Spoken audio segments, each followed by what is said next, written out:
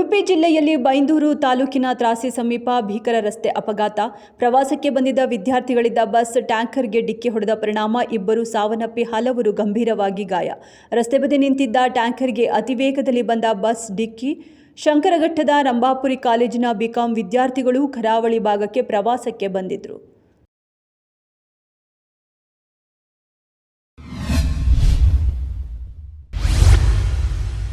ನಟ ಡಾಲಿ ಧನಂಜಯ್ ಹಾಗೂ ಧನ್ಯತಾ ದಂಪತಿಗಳಿಗೆ ಈಗ ಹೊಸ ಅತಿಥಿಯ ಆಗಮನದ ಸಂಭ್ರಮ.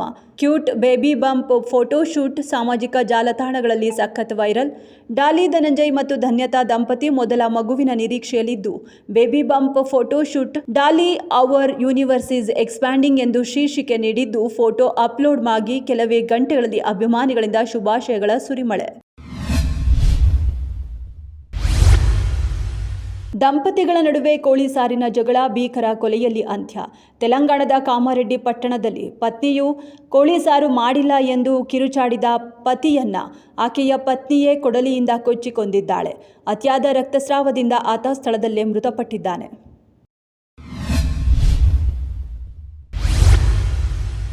ಹಾಸನ ಜಿಲ್ಲೆಯ ಚನ್ನರಾಯಪಟ್ಟಣದ ಮಲ್ಲನಘಟ್ಟ ಬಳಿ ಚಾಲಕನ ನಿಯಂತ್ರಣ ತಪ್ಪಿ ಸ್ವಿಫ್ಟ್ ಕಾರು ಹೇಮಾವತಿ ನಾಲೆಗೆ ಬಿದ್ದಿದೆ. ಭೀಕರ ಅಪಘಾತದಲ್ಲಿ 1.5 ವರ್ಷದ ಮಗು ಸೇರಿದಂತೆ ತಾಯಿ ಸಾವನ್ನಪ್ಪಿರುವಂತಹ ಘಟನೆ. ಪ್ರಿಯಾಂಕಾ ಮತ್ತು ಮಗು ವೈಭವ್ ಮೃತರು. ಘಟನೆಯಲ್ಲಿ 4 ಗಂಭೀರ ಗಾಯ.